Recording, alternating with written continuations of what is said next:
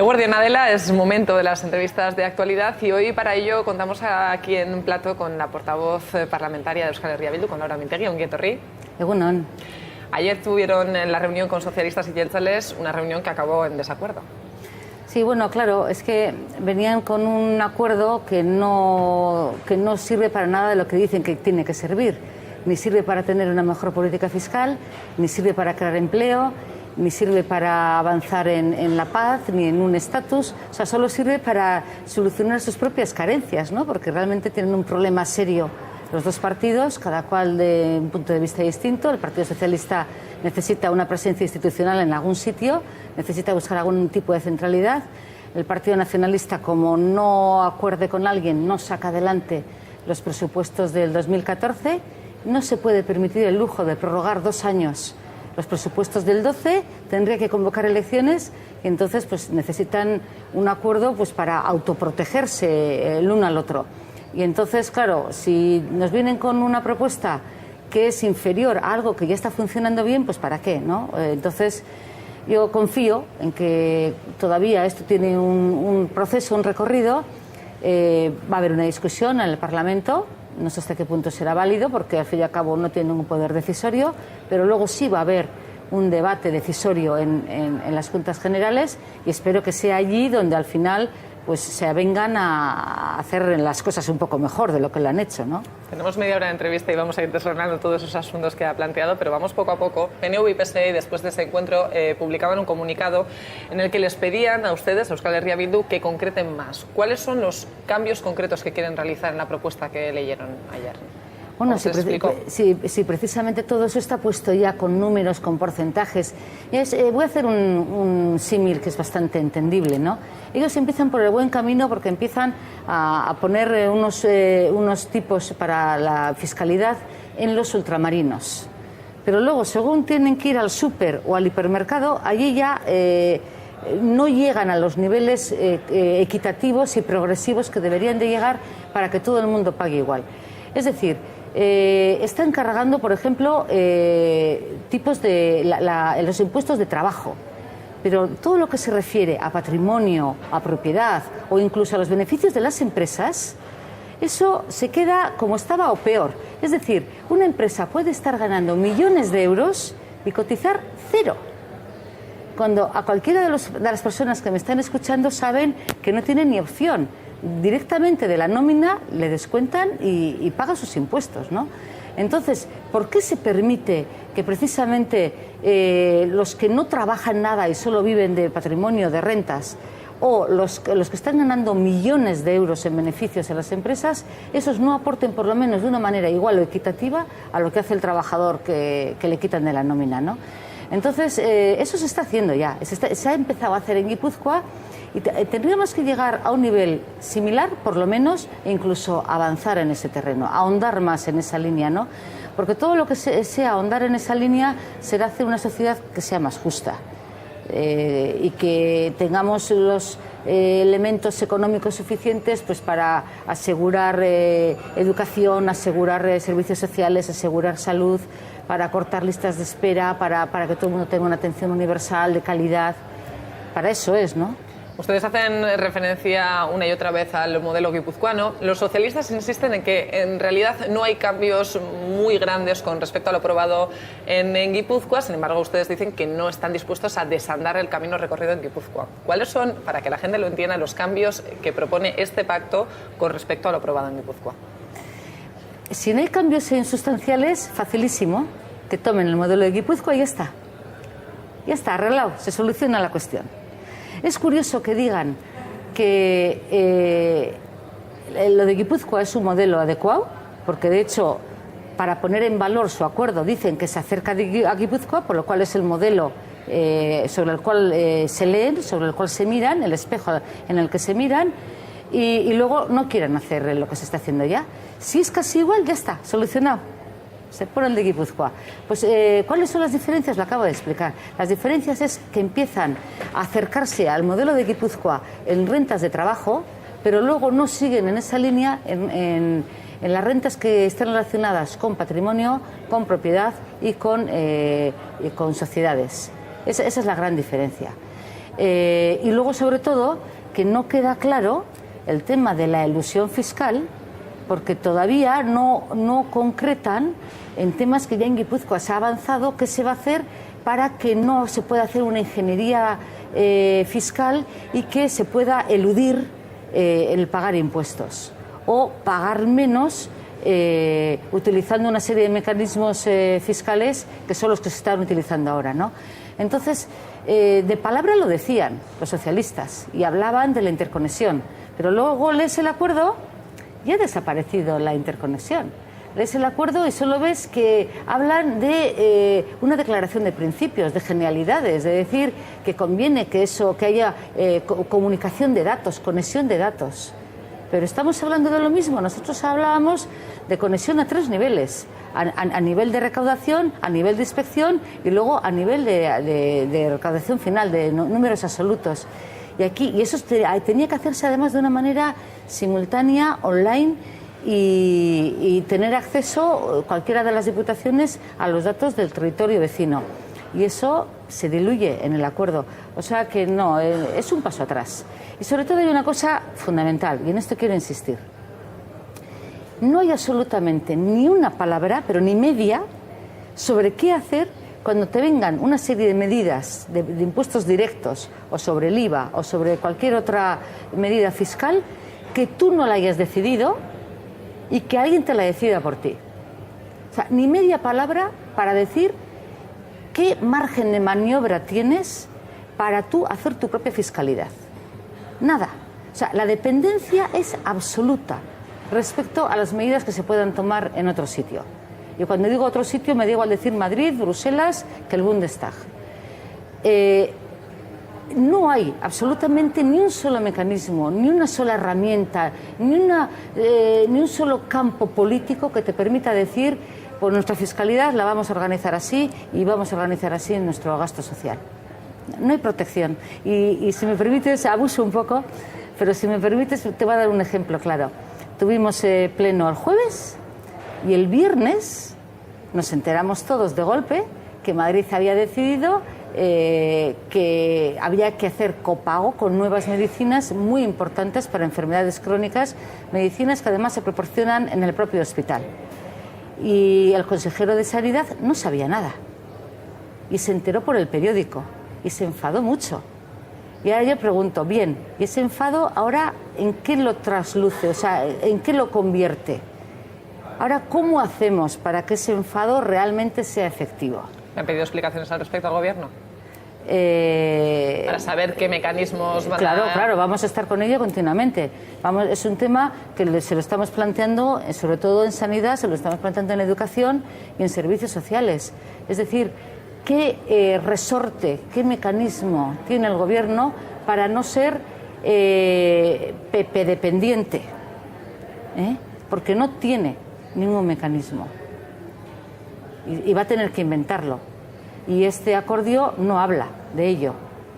Este acordio lo único que hace es ponerle un salvavidas a los firmantes, cada cual para salvar su propio pellejo, nada más. Así las cosas, las cartas, ¿cree usted que están echadas para el pleno monográfico del jueves, en apenas 2 días? Bueno, el pleno monográfico tiene un valor relativo, porque podremos discutir que siempre es sano, está bien, y vamos a presentar nuestras propias conclusiones, pero la decisión no está ahí. La decisión estará en Juntas Generales.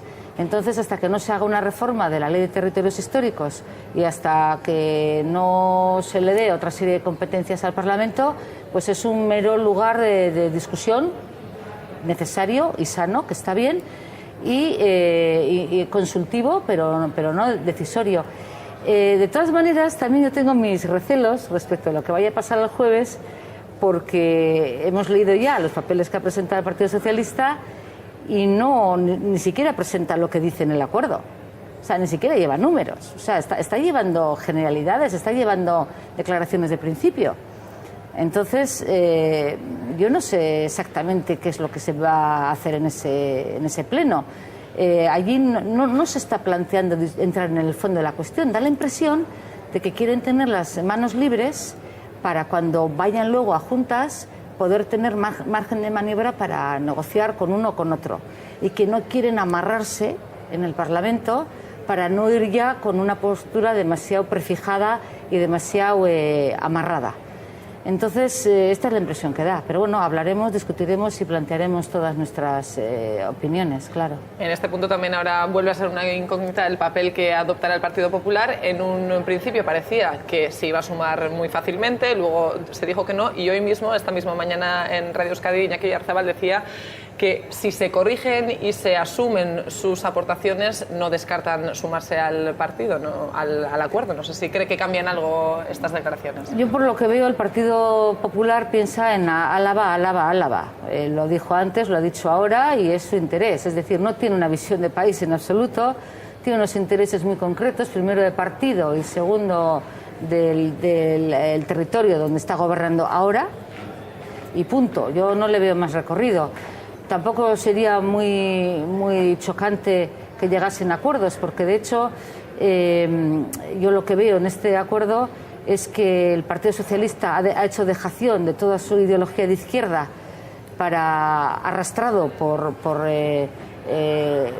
lo que le ha dicho el Partido Nacionalista, y el Partido Nacionalista a su vez ha hecho dejación de toda su teoría soberanista, arrastrado por el constitucionalismo del Partido Socialista, que ya al minuto siguiente ha saltado para decir: quieto, no tengáis aquí veleidades independentistas, ni se os ocurra desenterrar Ibarretxe y el estatuto, y no vamos a dar ni medio paso con vosotros en el camino a la soberanía.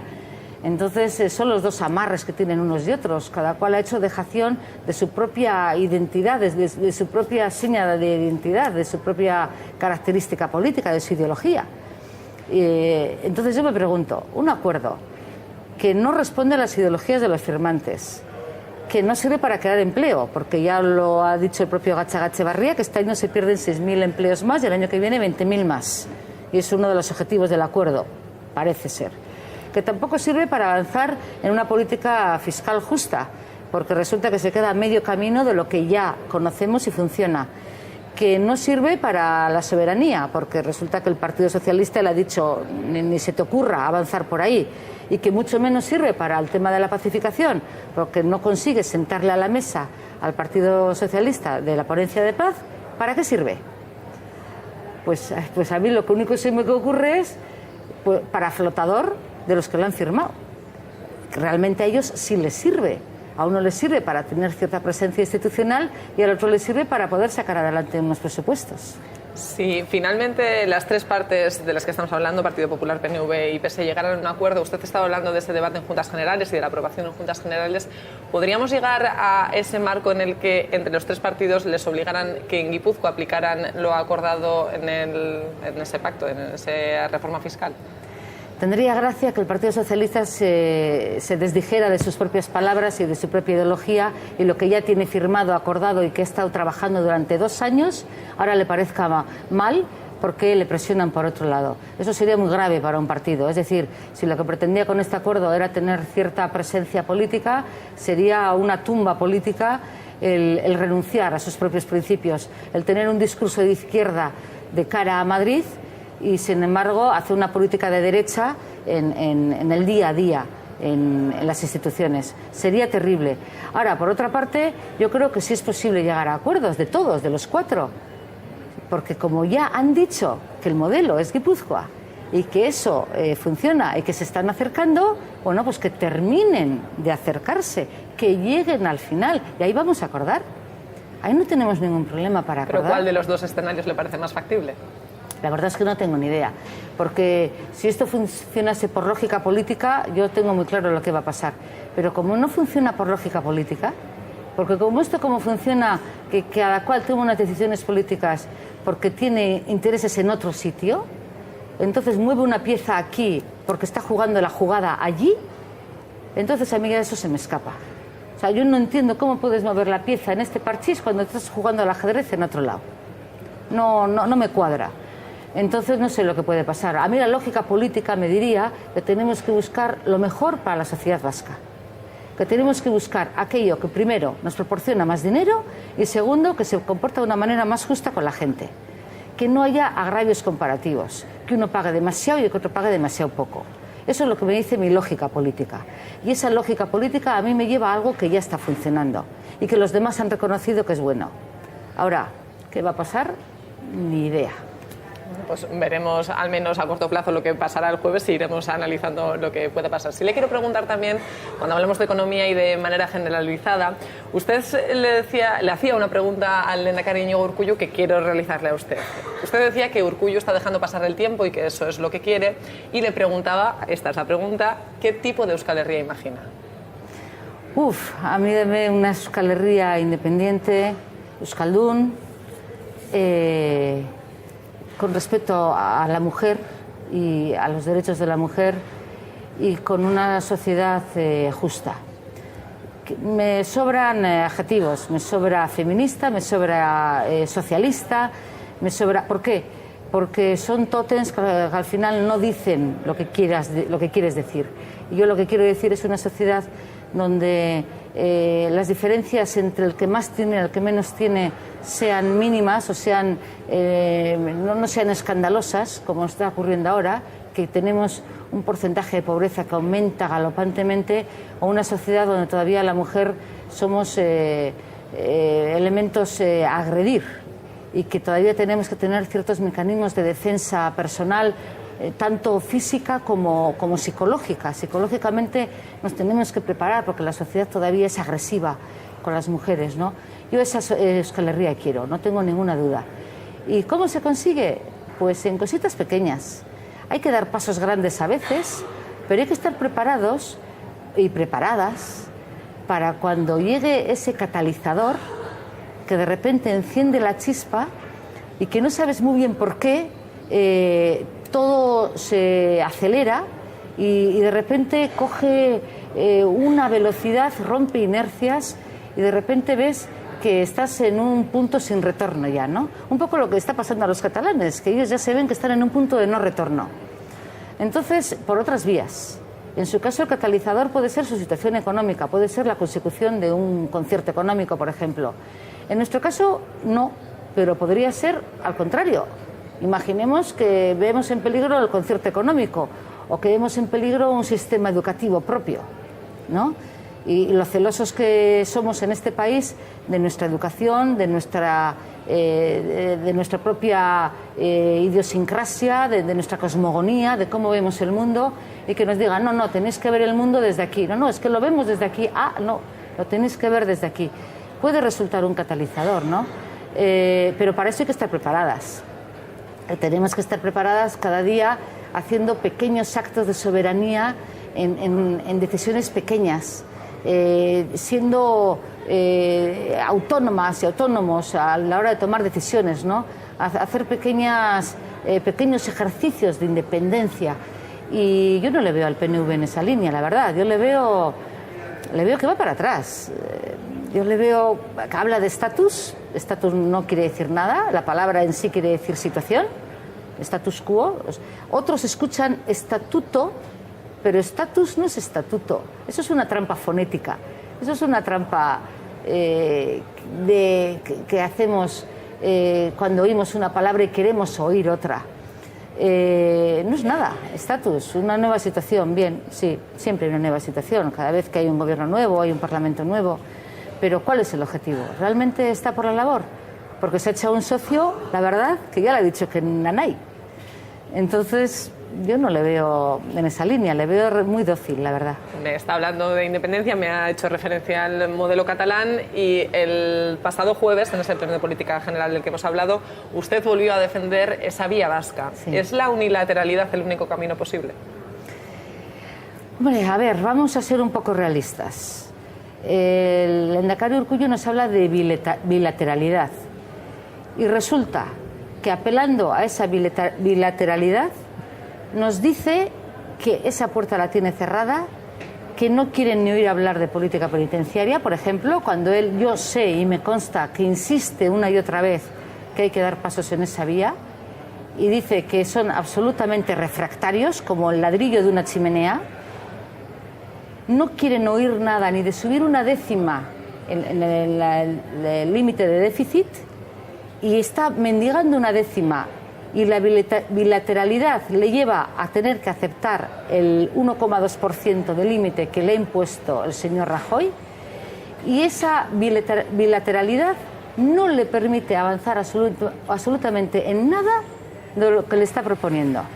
Entonces, ahora como me dice que una cosa tan grande como puede ser un proceso soberanista se va a conseguir gracias a que las dos partes se van a poner de acuerdo. O sea, es como decir, sí, yo consigo que mis padres me independicen y me pongan un piso y yo pueda salir de casa y ellos asuman mi independencia, y resulta que estoy todavía discutiendo llegar a casa media hora antes o más tarde cuando salgo de fiesta. ¿Y cómo se consigue no estrellarse contra ese muro?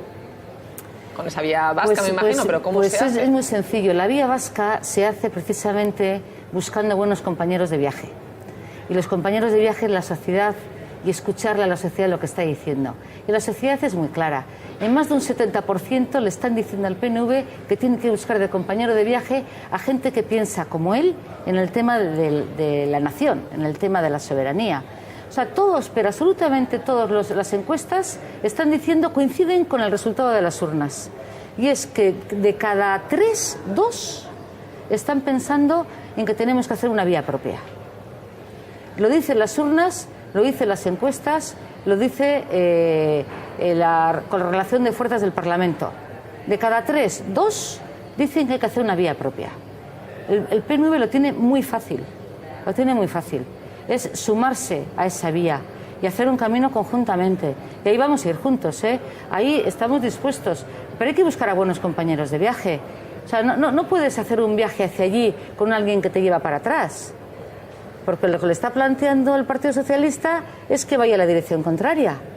¿Cómo va a ir hacia allí si el otro le tira para atrás? O sea, no va a avanzar nunca.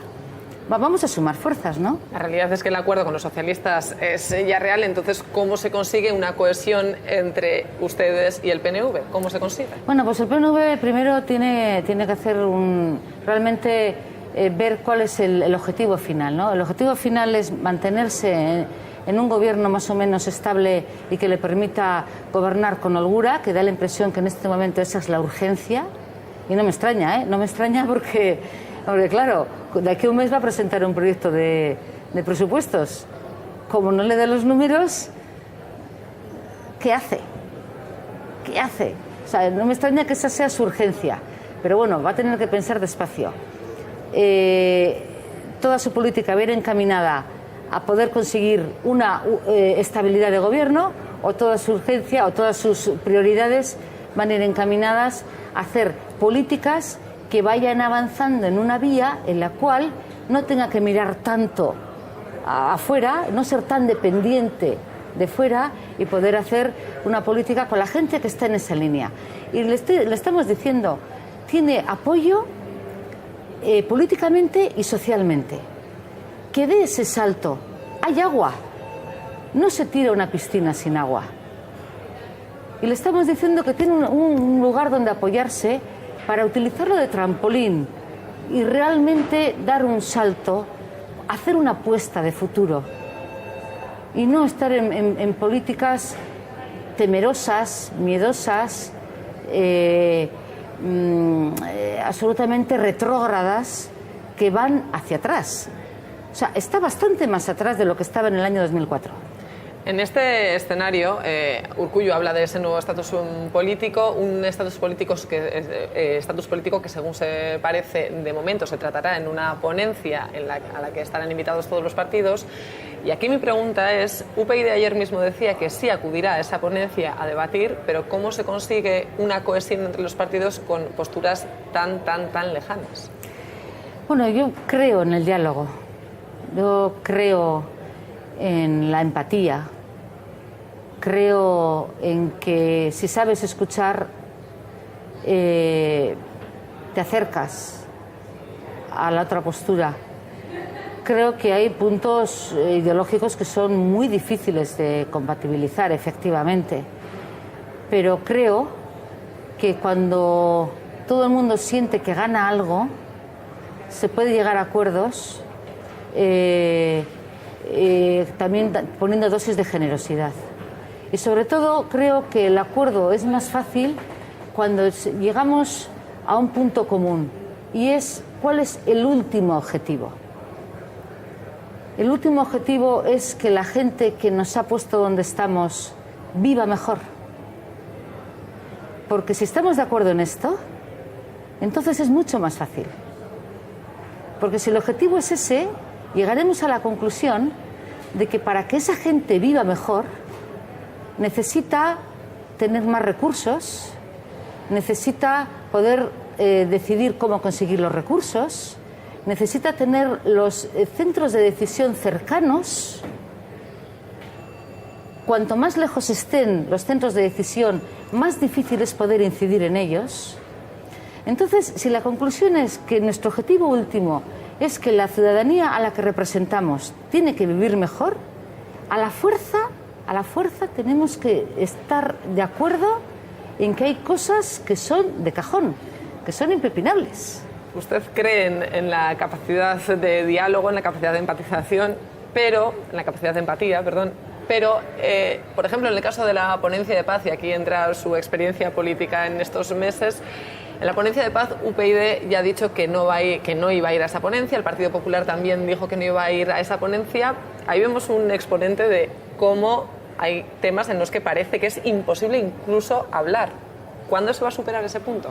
Es un buen ejemplo de lo que estábamos diciendo, porque precisamente si en esa ponencia hubiésemos antepuesto a cualquier otro interés el bienestar de la población vasca, y cuando la población vasca nos dice por activa y por pasiva, ya está bien, entendeos, hablad entre vosotros, llegar a acuerdos, queremos paz. Nosotros ya tenemos algunas cosas, nosotros ya hemos hecho el proceso de acercamiento al otro. No hemos ido a la panadería y hemos dicho, mira, yo te perdono, tú me perdonas, ¿qué tal están tus hijos? Directamente, terrenos que eran realmente difíciles de contacto entre las personas, de una manera natural y espontánea, se está rompiendo esa relación tan difícil que hemos tenido durante años. Entonces, de una manera natural, la gente le pregunta a la otra, ¿qué tal tu niña? Ya, jope, qué mayor, y qué estudia, y qué pasa con tu chico. Lo hacen de una manera natural. Y precisamente la prueba de que algunos partidos anteponen su propio interés a esa demanda social es que no son capaces ni de sentarse a hablar. A mí eso me parece terrible. Me parece terrible que ante una demanda social tan intensa como tenemos, de que entendeos entre vosotros, la gente diga, pues yo contigo no hablo. Bueno, y luego además es una contradicción in terminis. ¿Cómo uno puede parlamentar un parlamentario? A ver, ¿cómo se entiende? Una persona que le contratan para que hable, que se niega a hablar. Le tendrían que rescindir el contrato, vamos. El argumento que daban tanto el Partido Popular como UPyD es que Euskal Herria Bildu sigue sin condenar la violencia. Eso no es verdad. Eso no es verdad. Es más, lo que yo no entiendo es qué problema tiene el Partido Socialista o PP o UPyD para condenar cualquiera de las violencias que ha habido. Porque yo y la coalición que represento, y los 4 partidos y todas las personas que están apoyando esta coalición, lo que decimos es que hay que revisar absolutamente todas las violencias y hay que tomar cargo absolutamente de todo lo que ha ocurrido y hay que hacer una memoria exhaustiva. Hoy mismo se cumplen 20 años de la muerte de una concejal una concejal que asesinaron y por supuesto ni ha habido juicio, ni se sabe quién lo hizo, ni ha habido ninguna investigación en ese asunto. Se investigó de la misma. De eso hay que hablar, y hay que hablar de todas las muertes que ha habido. No pueden decir que no queremos enfrentarnos al pasado de este país. Es todo lo contrario. Es absolutamente lo contrario. Lo que a mí me llama la atención es qué problema pueden tener ellos para decir que hay que hablar de todas las violencias. ¿Qué es lo que estoy diciendo yo? Y vamos a tener que hacer un acto realmente difícil porque todos nos enfrentamos a un pasado durísimo. Y aquí, por acción o por omisión, todos hemos tenido parte en la historia violenta de este país. Porque hay que tener en cuenta una cosa. Y antes de que avance estaba haciendo referencia al caso de Gurutze Yancy. Sí, exactamente. Hacía caso, en el momento no me ha venido el nombre y no he querido meter la pata, y como no quería decirlo mal, he preferido no decirlo por el gran respeto que me merece precisamente, ¿no? Ha sido tan dura la historia de este país que incluso las personas que han intentado mantenerse un poco al margen y transitar una tercera vía, había mañanas que te levantabas con unas noticias tan terribles, de cualquier signo, que de una manera o de otra todo el mundo hemos tomado posición. Todo el mundo nos hemos sentido a un lado u otro de la trinchera, porque la trinchera era tan profunda y era tan... había una distancia tan enorme entre una postura y otra que realmente ha sido difícil transitar una tierra de nadie. Entonces, de una manera o de otra, todas las personas que hemos vivido esta historia violenta hemos participado más de unos argumentos que de otros. Y por lo tanto a todos nos va a resultar difícil. Laura Mintegi, hemos agotado la media hora de entrevista. Me han quedado muchas preguntas por hacerle. Hablo muchos mucho. temas de los que me gustaría, yo también, pero me gustaría por eso volver a tener la oportunidad de hablar con usted. Así que espero que nos veamos pronto.